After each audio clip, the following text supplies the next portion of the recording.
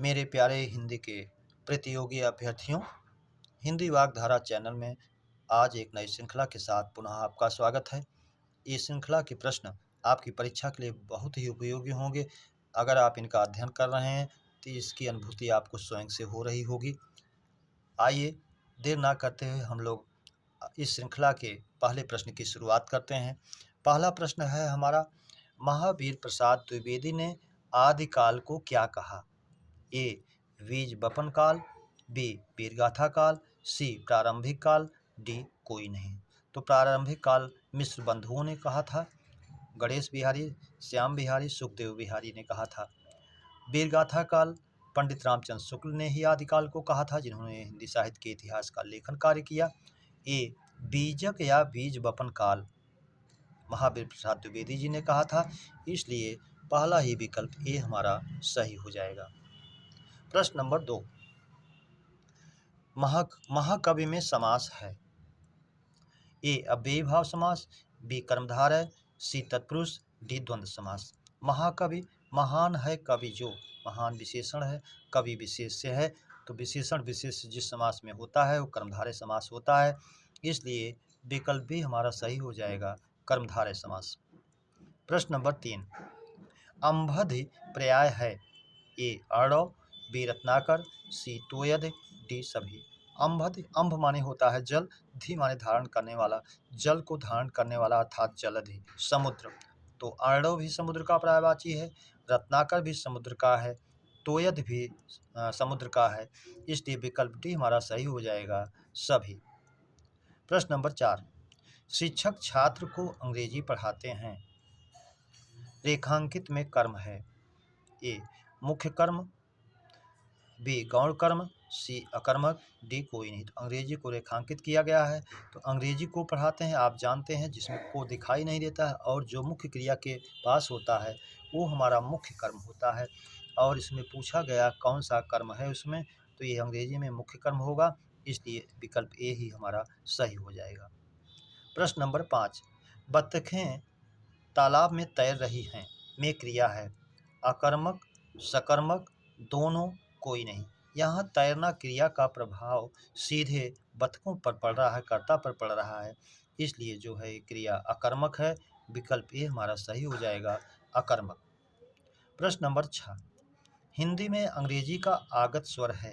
ए अ, B ए, सी व, D O. तो अंग्रेजी से जो आया है वो आगत आ ही आया है, जिसका उच्चारण आ और ओ के बीच में होता है, इसलिए विकल्प ये सही हो जाएगा, अ। प्रश्न नंबर 7, अशुद्ध विलोम युग्म है। ए कनीय, वरीय, कनीर छोटा बड़ा, जूनियर सीनियर, बी सामान्य विशिष्ट, सामान्य का विशिष्ट, ए भी सही है, सी रिक्त पूर्ण खाली भरा हुआ, ए भी सही है, डी आज अद्य, ये आज का तत्सम दे दिया है अद्य पर्यायक जैसा, इसलिए विकल्प डी हमारा सही हो जाएगा, जो अशुद्ध है। प्रश्न नंबर 8, आवर्षण का विलोम। ए अवर्षण, बी अनावर्षण, सी दोनों, डी अवर्ष, ई कोई नहीं। तो आवर्षण, वर्षण माने वर्षा, आवर्षण उसका पर्यायवाची ही बनाया है, आवर्षण। तो अवर्षण के रूप में देखा जाए, आवर्षण दोनों पर्यायवाची हैं, तो अवर्षण भी होगा, अनावर्षण भी होगा, इसलिए विकल्प सी हमारा तो हो जाएगा, दोनों सही। डी अवर्ष और कोई नहीं से कोई मतलब नहीं, असंगत है।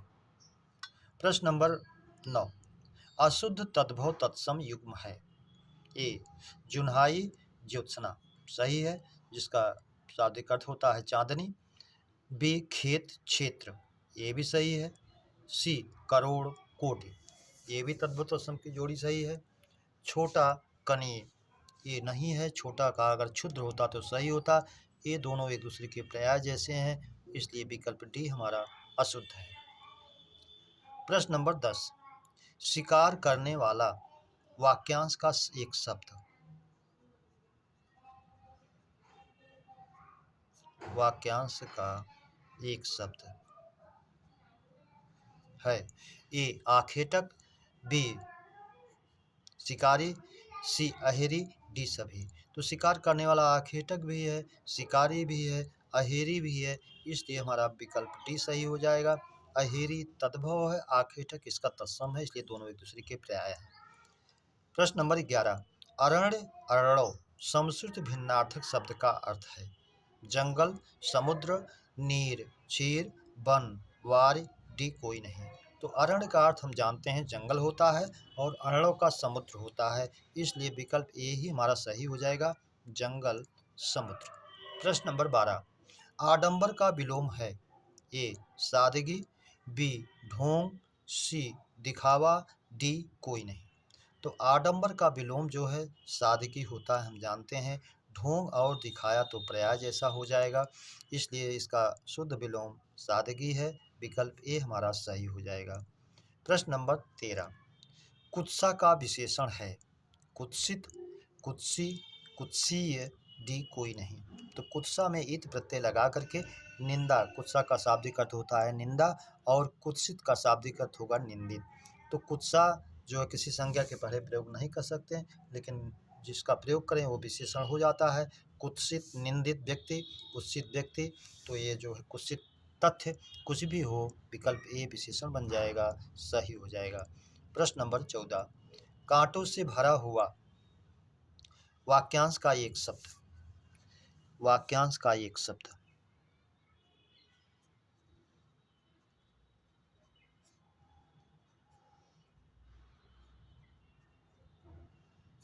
विकल्प ए कंटकाकीर्ण, बी कंटकी, सी कंटकाय, डी कोई नहीं। कांटों से भरा हुआ कंटकाकीर्ण, इसलिए विकल्प ए हमारा सही हो जाएगा। प्रश्न नंबर 15, भूषण किस काल के कवि हैं। ए आदिकाल, बी भक्तिकाल, सी रीतिकाल, डी आधुनिक काल। तो भूषण जो है रीतिकाल के कवि हैं, इसलिए विकल्प सी हमारा सही हो जाएगा, रीतिकाल।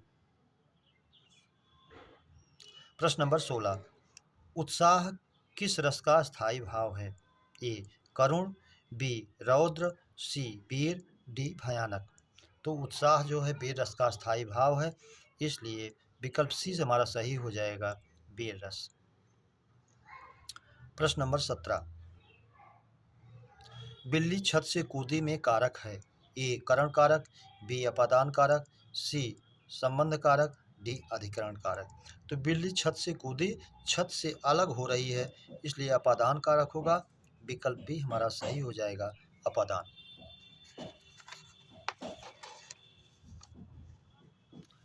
प्रश्न नंबर 18, चवर्ग में किस प्रकार के व्यंजन हैं। ए कंठ, बी तालव्य, सी ओष्ठ, डी मूर्धन्य। तो चवर्ग आप जानते हैं ताल में आता है, इच वैसा नाम तालो, ई चवर्ग या और तालव्य सा का उच्चारण स्थान तालव्य होता है, तो ये व्यंजन जो है तालव्य में आते हैं, इसलिए विकल्प भी सही हो जाएगा। प्रश्न नंबर 19, निम्न में तद्भव है। मस्तक, ये तत्सम है, माथा का तत्सम मस्तक होता है। आग, ये तद्भव है जिसका तत्सम अग्नि होता है, इसलिए यही तद्भव है। पानी का पानीय होता है, शुद्ध है, और मछली का मत्स्य होता है, ये भी तत्सम है। प्रश्न नंबर 20, उत्कर्ष का विलोम है। ए अपकर्ष, बी उत्थान, डी सी उन्नत, डी कोई नहीं। तो डी से कोई मतलब नहीं। उन्नत का विलोम अवनत होता है, इसलिए नहीं है। उत्थान का विलोम पतन होता है, इसलिए नहीं है। उत्कर्ष का विलोम अपकर्ष होता है, इसलिए विकल्प ए सही हो जाएगा। प्रश्न नंबर 21, अर्ध स्वर है। ए यावा, बी राला, सी वारा, डी कोई नहीं। तो हम जानते हैं हमारे अर्ध स्वर हिंदी में दो ही होते हैं, या और वा, इसलिए विकल्प ए हमारा सही हो जाएगा। प्रश्न नंबर 22, मृगावती रचना है। जायसे की, मंझन की, कुदमन की, उस्मान की। तो मृगावती बार बार परीक्षाओं में पूछता है, आप जानते हैं ये रचना है कुतुबन की, विकल्प सी हमारा सही हो जाएगा। प्रश्न नंबर 23, शाखा मृग पर्याय है। ए शेर का, बी भालू का, सी बानर का, डी चीता का। शाखा मृग शाखाओं का हिरण, बानर होता है बंदर होता है, इसलिए विकल्प सी हमारा सही हो जाएगा, बानर। प्रश्न नंबर 24, कौन सा शब्द तत्सम है। ए भ्रमर, बी पानी, सी उल्लू, डी अटारी। तो अटारी तद्भव है, इसका तत्सम होता है अट्टालिका। सी उल्लू है जिसका तत्सम होता है उल्लू, तो तत्सम पूछ रहा है कि कौन सा शब्द तत्सम है, तो उल्लू का उल्लूक होता है, ये तद्भव है। पानी का पानी होता है, इसलिए ये भी तद्भव है। भौरा का भ्रमर होता है, इसलिए विकल्प ए हमारा तत्सम है, शुद्ध है। प्रश्न नंबर 25, आजन्म में समास है, ए अव्ययी भाव, बी कर्मधारय, सी तत्पुरुष, डी द्वंद्व। तो जन्म में आ उपसर्ग लग गया, आजन्म भर बन गया जीवन भर, तो उपसर्ग होने के कारण, अव्यय होने के कारण अव्ययी भाव, विकल्प ए हमारा सही हो जाएगा, अव्ययी भाव। प्रश्न नंबर 26, परोपकार में संधि है, ए गुण, बी यण, सी वृद्धि, डी अयादि। पर प्लस उपकार, रा में आ है, उपकार में ऊ है, आ और ऊ मिलकर के ओ हो गया, आद गुणा से गुण स्वर संधि हो गई, विकल्प ए हमारा सही हो जाएगा, गुण स्वर संधि। प्रश्न नंबर 27, हिंदी के मूल स्वर हैं, ए 4, बी 5, सी 6, डी 7। तो मूल स्वर हिंदी में 4 हैं, हम जानते हैं, आ, ई, उ, री। इनको कई नामों से जानते हैं, मूल स्वर, लघु स्वर, ह्रस्व स्वर, नैसर्गिक स्वर, बीजाक्षर स्वर, जड़ स्वर, कई नामों से इनको जाना जाता है। आप जानते रहिए, परीक्षाओं में नाम इसका पर्याय बनाए तो आप भ्रमित ना हो, विकल्प ए हमारा सही हो जाएगा, 4। प्रश्न नंबर 28, राजकुमार में समास है, ए कर्मधारय, बी तत्पुरुष, सी द्विगु, डी द्वंद्व। तो राजपुरुष में समास होगा राजा का कुमार, राजकुमार में होगा समास राजा का कुमार, संबंध तत्पुरुष, इसलिए विकल्प भी हमारा सही हो जाएगा, तत्पुरुष। प्रश्न नंबर 29, अशुद्ध विलोम युग्म है, ए भूषण दूषण, सही है, बी औरस जारज, ये भी सही है, सी नूतन नया पुरातन पुराना, ये भी सही है, डी जनाकीर्ण लोगों से भरा हुआ, जनसंकुल लोगों की भीड़, दोनों पर्याय जैसे हैं, विलोम नहीं है, इसलिए विकल्प डी हमारा अशुद्ध है। प्रश्न नंबर 30, शीघ्र प्रसन्न होने वाला वाक्यांश का एक शब्द है, आशुतोष, आशुग, आशुलिपिक, कोई नहीं। आशुलिपिक तेजी से शीघ्रता से टंकर का काम करने वाला, आशुक जो शीघ्रता पूर्वक गमन करे, आश माने शीघ्र होता है, ग माने गमन करने वाला, बाण का पर्यायवाची इसलिए हो जाता है। आशुतोष जो शीघ्र संतुष्ट हो जाए, शीघ्र प्रसन्न हो जाए, ये भगवान शंकर का पर्यायवाची भी है और शीघ्र प्रसन्न होने वाला वाक्यांश का एक शब्द भी है, इसलिए विकल्प हमारा सही हो जाएगा। प्रश्न नंबर 31, खाने से बचा जूठा भोजन, वाक्यांश का एक शब्द है, ए उच्छिष्ट, बी उशीष, सी उच्छ्वास, डी कोई नहीं। उशीष और उच्छ्वास निरर्थक शब्द हैं। उच्छिष्ट जो है खाने से बचा हुआ जूठा भोजन होता है, विकल्प ए हमारा सही हो जाएगा। इसका संधि विच्छेद भी पूछता है तो जानते रहिए आप, उत प्लस शिष्ट, ता जो है चा में बदल जाता है, सा जो है छा में बदल जाता है और बन जाता है शब्द उच्छिष्ट। प्रश्न नंबर 32, बिना पलक गिराए देखना, वाक्यांश का एक शब्द है, ए अनिमेष, बी निर्निमेष, सी अपलक, डी सभी। तो बिना पलक गिराए देखना, अनिमेष भी है, निर्निमेष भी है, अपलक भी है, एक और होता है, इसके 4 बनते हैं जिसको कहते हैं एकटक।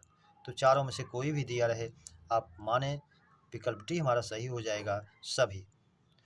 प्रश्न नंबर 33, जी आदि कौन सा निपात है, ए आदरबोधक, बी नकारार्थक, सी निषेधात्मक, डी संकेतवाचक। तो जी आदि जो है हमारा आदरबोधक निपात है, नकारार्थक में आता है हमारा नहीं जी नहीं, निषेधात्मक में मत खबरदार, संकेतवाचक में सा आदि आता है। अभी पूछा भी था परीक्षा में जो ही जूनियर असिस्टेंट की, तो आप निपात को जानते ही, निपात का भेद पूछता है तो 9 होता है, वो भी आप जानते रहिए। निपात का कार्य पूछे तो 4 होते हैं इसके मुख्य, वो भी आप जानें। तो जी आदि जो है आदरबोधक में प्रयुक्त होता है, इसलिए विकल्प ए हमारा सही हो जाएगा। प्रश्न नंबर 34, खोदा पहाड़ निकली चुहिया का अर्थ है, ये अधिक परिश्रम का थोड़ा फल, गरीबी में होना, सी दुख पाना, डी कोई नहीं। तो खोदा पहाड़ निकली चुहिया, अधिक परिश्रम का थोड़ा फल, विकल्प ए ही हमारा सही हो जाएगा। मेरे प्यारे बच्चों, इस श्रृंखला के प्रश्नों की चर्चा हम लोगों ने विधिवत किया। उम्मीद करता हूँ इस श्रृंखला के प्रश्न आपको बेहतर लगे हों, तो अपने मित्रों को सब्सक्राइब, लाइक और शेयर जरूर करें। इसी उम्मीद और अपेक्षा के साथ आप सभी को उज्जवल भविष्य की कामना के साथ हृदय से धन्यवाद। जय हिंद।